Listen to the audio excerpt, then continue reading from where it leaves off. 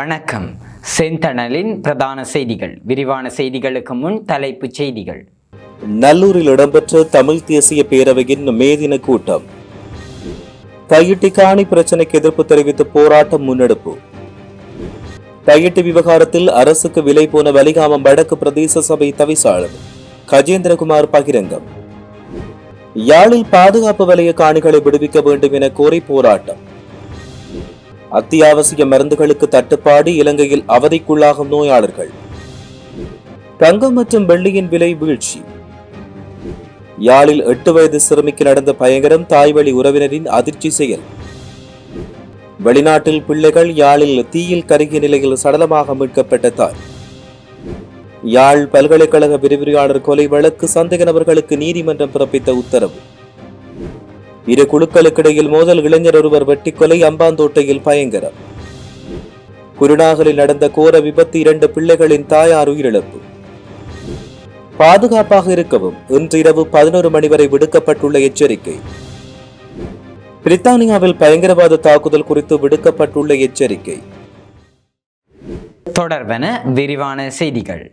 தமிழ் தேசிய பேரவையின் 2026ஆம் ஆண்டுக்கான சர்வதேச தொழிலாளர் தின கூட்டம் கட்சியின் தலைவரும் நாடாளுமன்ற உறுப்பினருமான கஜேந்திரகுமார் பொன்னம்பலம் தலைமையில் யாழ் நல்லூரில் இடம்பெற்றது. குறித்த கூட்டம் இன்றைய தினம் சட்டநாதர் சிவன் வீதியில் உள்ள இளங்கலைஞர் மண்டபத்தில் பிற்பகல் 3 மணிக்கு ஆரம்பமாகி நடைபெற்றது. இந்த நிகழ்வில் தமிழ் தேசிய கட்சியின் தலைவரும் சிரேச சட்டத்தணியுமான என் ஸ்ரீகாந்தா, தமிழ் தேசிய பசுமை இயக்கத்தின் தலைவர் பொன் அங்கரணேசன், ஓய்வு நிலை அம்பர் அருந்தபாலன், தமிழ் தேசிய பேரவை ஆகியோர் உட்பட பல முக்கியஸ்தர்கள், கட்சியின் உறுப்பினர்கள், ஆதரவாளர்கள் மற்றும் பொதுமக்கள் என பலரும் இதில் கலந்து கொண்டனர். தையிட்டி சட்டவிரோத விகாரைக்கு முன்பு கஜேந்திரகுமார் பொன்னம்பலம் தலைமையில் போராட்டம் ஒன்று இடம்பெற்றது. போராட்டத்தில் காணிகள் அளவீட்டு நடக்கும் முறைகேடுகள் சுட்டிக்காட்டப்பட்டன. இதன்போது கருத்து வெளியிட்ட கஜேந்திரகுமார் பொன்னம்பலம், இதுவரையில் ஆட்சியில் இருந்த ஆட்சியாளர்கள் போலதான் தற்போதைய ஜனாதிபதியாக இருக்கும் அனுரவும் நடந்து கொள்கிறார். தையிட்டி காணி பிரச்சினை இதுவரை தீர்க்கப்படவில்லை. இதுவும் இனவாத அரசாங்கமே பார்க்கப்படுகிறது. ஏனென்றால் தையிட்டி விவகாரம் ஆரம்பிக்கப்பட்டு பல நாள் கடந்தும் இதுவரை அதற்கான தீர்வு காணி உரிமையாளர்களுக்கு வழங்கப்படவில்லை. தனியார் காணி உரிமையாளர்களின் காணிகளை பறித்துதான் இந்த விகாரை கட்டப்பட்டுள்ளது. தங்களுடைய இடத்தை பெற்றுக்கொள்ள வேண்டும் என்ற பிடியில் இருக்கும் உரிமையாளர்கள் வேறு இடங்களை ஏற்றுக்கொள்வதாக இல்லை என்றும் அவர் இதன் பொழுது தெரிவித்துள்ளார். போன கிழமை நடைபெற்ற சம்பவங்களில் விசேஷமாக இதே உரிமையாளர்களை ஏமாற்றுவதற்கு அரசாங்கம் நிர்வாக அதிகாரிகளோடு இணைந்து மேற்கொண்ட அளவீடு முயற்சிகளுக்கு எதிர்ப்பு தெரிவித்த உரிமையாளர்கள் நாங்கள் மாற்று காணிகளுக்கு காரணம் கொண்டு வழங்க தயாரில்லை என்றதும், தங்களுடைய சொந்த காணிகளை தங்களுக்கே வழங்கப்பட வேண்டும், நாங்கள் அதில் எந்த விதத்திலும் உண்மை இன்றைக்கு கிட்டத்தட்ட 2 வருடங்களுக்கு பிற்பாடு நிரூபிக்கப்பட்டிருக்கிறது. அந்த நிலைமைதான் இன்றைக்கு தொடர்ந்து இந்த தையிட்டி சட்டவிரோதமாக அபகரிக்கப்பட்ட பொதுமக்களுடைய உறுத்து காணிகள் வைத்துக்கொண்டு சட்டவிரோதமாக கட்டப்பட்ட இந்த விகாரை கட்டப்பட்ட அந்த காணிகளுக்கு, அந்த காணிகள் சொந்த மக்களுக்கு திரும்ப வழங்கப்பட வேண்டும் என்ற போராட்டம் 3வது வருஷமாக அந்த மக்களாலேயும் அவர்களுக்கு ஒரு துணையாக நின்று நாங்களும் இதிலே ஈடுபட்டிருக்கின்றோம். இந்த போன கிழமை நடைபெற்ற சம்பவங்கள் ஒரு உண்மையை நிரூபித்திருக்கின்றன. இந்த ஜேவிபி அல்லது தேசிய மக்கள் சக்தி அரசாங்கம் தாங்களே குறிப்பிடுகின்ற, இதுக்கு முதல் இருந்த சிங்கள அரசாங்கங்கள் அனைவரும் சொல்லுகின்ற அதே பாணியில்தான் இந்த அரசாங்கமும் செயல்படுகின்றது மிக தெளிவாக இந்த தையிட்டி விவகாரத்தில் அவர்கள் நிரூபித்திருக்கிறார். வலிகாமம் வடக்கு பிரதேச சபையால் அரசாங்கத்துக்கு விலை போன தவிசாளர் ஒருவர் இருப்பது தையிட்டியில் இடம்பெறும் முக்கால்வாசி பிரச்சினைக்கு காரணம் என தமிழ் தேசிய மக்கள் முன்னணியின் தலைவர் கஜேந்திரகுமார் பொன்னம்பலம் குறிப்பிட்டுள்ளார். இந்த விடயத்தை தொலைக்காட்சியின் நேர்காணல் ஒன்றின் போது கலந்து கொண்டு உரையாற்றும் போது தெரிவித்தார். குறித்த சட்டவிரோத கட்டிடம் கட்டும் நேரத்தில் இதே தவிசாளர் தான் அப்போதும் இருந்தார்.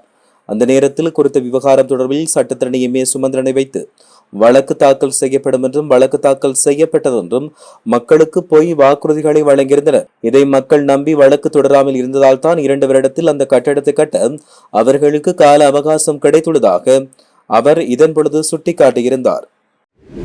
யாழ்ப்பாணம் வலிவடக்கு பகுதியில் உயர் பாதுகாப்பு வலயமாக உள்ள தமது காணிகளை விடுவிக்க கோரி காணியின் உரிமையாளர்கள் இராணுவத்தின் கமாண்டோ பங்களா முன்பு போராட்டம் ஒன்றை மேற்கொண்டனர். இந்த போராட்டம் இன்றைய தினம் இடம்பெற்றுள்ளது.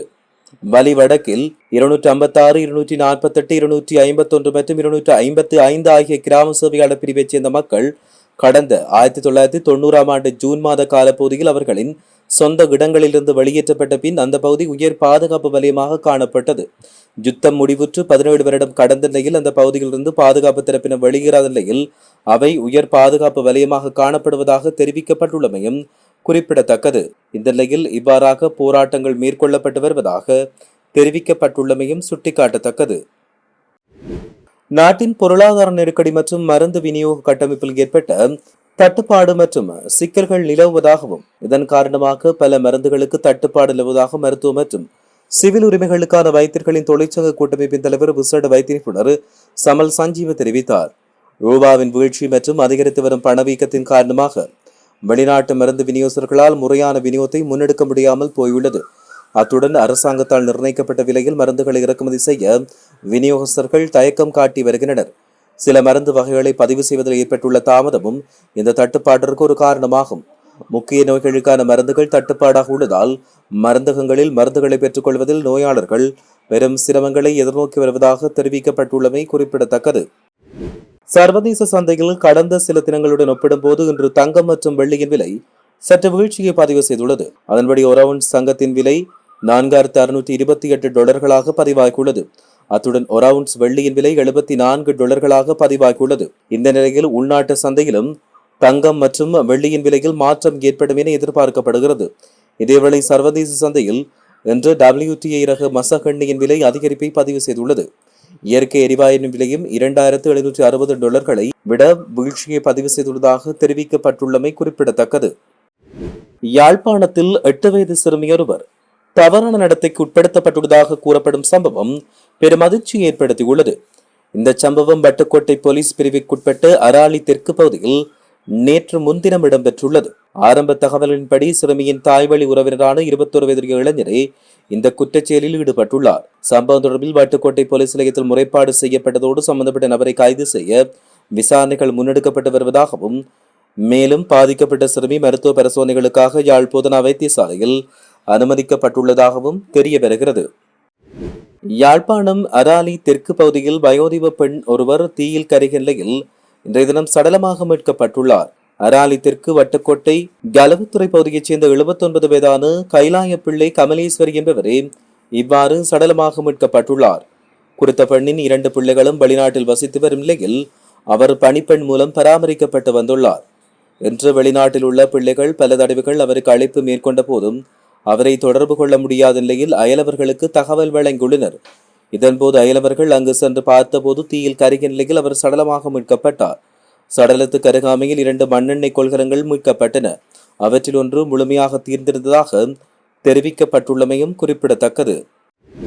யாழ்ப்பாண பல்கலைக்கழகத்தின் சித்த மருத்துவத்துறை சிரேஷ்ட பிரிவியாளர் படுகொலை செய்யப்பட்ட வழக்கில் கைது செய்யப்பட்ட 2 சந்தேக நபர்களையும் எதிர்வரும் மே மாதம் 14ஆம் தேதி வரை மீண்டும் விளக்கமறியலை வைக்குமாறு யாழ்ப்பாண நீதவான் நீதிமன்றம் உத்தரவு பிறப்பித்துள்ளது. இந்த வழக்கு நேற்று யாழ்ப்பாண நீதவான் நீதிமன்றத்தில் விசாரணைக்கு எடுத்துக்கொண்ட நிலையில் நீதவான் S. லெனின்குமாரால் இந்த உத்தரவு பிறப்பிக்கப்பட்டுள்ளது. கடந்த மார்ச் மாதம் 18ஆம் தேதி பாண்டியன் தாழ்வு பகுதியில் உள்ள தனது இல்லத்தில் வைத்து விரிவுரையாளர் தாலினி திலீபன் படுகொலை செய்யப்பட்டிருந்தமை குறிப்பிடத்தக்கது. அம்பாந்தோட்டை சூரியவெவ பிரதேசத்தில் நேற்று 2 குழுக்களுக்கு இடையில் ஏற்பட்ட மோதலில் இளைஞர் ஒருவர் வெட்டி படுகொலை செய்யப்பட்டுள்ளார். 2 குழுக்களுக்கு இடையில் ஏற்பட்ட வாய்த்தர்க்கம் சண்டையாக மாறியுள்ளது. இந்த மோதல் முற்றிய நிலையில் கூறிய ஆயுதங்களால் தாக்கப்பட்டதில் இளைஞர் ஒருவர் உயிரிழந்தார். உயிரிழந்தவர் சூரியவெவ பிரதேசத்தைச் சேர்ந்த 28 வயதுடைய இளைஞர் என அடையாளம் காணப்பட்டுள்ளார். தாக்குதல் நடத்திய சந்தேக நபர்கள் பிரதேசத்தை விட்டு தப்பி ஓடியுள்ளனர். கொலையுடன் தொடர்புடைய நபர்களை கைது செய்ய சூரியவெவ போலீசார் தீவிர விசாரணைகளை மேற்கொண்டு வருவதாக தெரிவிக்கப்படுகின்றமை குறிப்பிடத்தக்கது.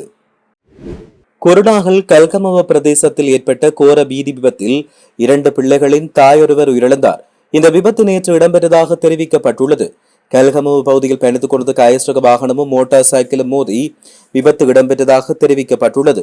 இதன்போது மோட்டார் சைக்கிளை செலுத்திச் சென்ற பெண்ணை பலத்த காயமடைந்து விபத்துக்குள்ளானதாகவும் இதன்போது உயிரிழந்ததாகவும் தெரிவிக்கப்பட்டுள்ளது. உயிரிழந்தவர் கல்கமுவ பிரதேசத்தைச் சேர்ந்த 32 வயதுடையோர் என்றும் அவர் 2 பிள்ளைகளின் தாய் என்றும் அடையாளம் காணப்பட்டுள்ளார்.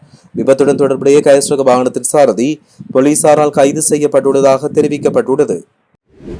நாட்டின் சில பகுதிகளுக்கு பலத்த மின்னல் குறித்து வளிமண்டல திணைக்களத்தால் எச்சரிக்கை விடுக்கப்பட்டுள்ளது.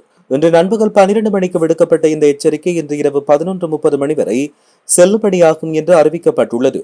இதன்படி பிற்பகல் 1 மணிக்கு பின் மேல் சப்ரகமுவ, மத்திய ஊவா மற்றும் வடமத்திய மாகாணங்களிலும் வவுனியா, முல்லைத்தீவு, கிளிநொச்சி, மன்னார், குருநாகல் மற்றும் திருகோணமலை மாவட்டத்திலும் சில இடங்களில் பலத்த மின்னலுடன் கூடிய இடியுடன் கூடிய மழை பெய்யக்கூடும். அந்த பகுதிகளில் இடியுடன் கூடிய மழையின் போது பலத்த காற்று வீசக்கூடும் என்று வளிமண்டல திணைக்களம் தெரிவித்துள்ளது.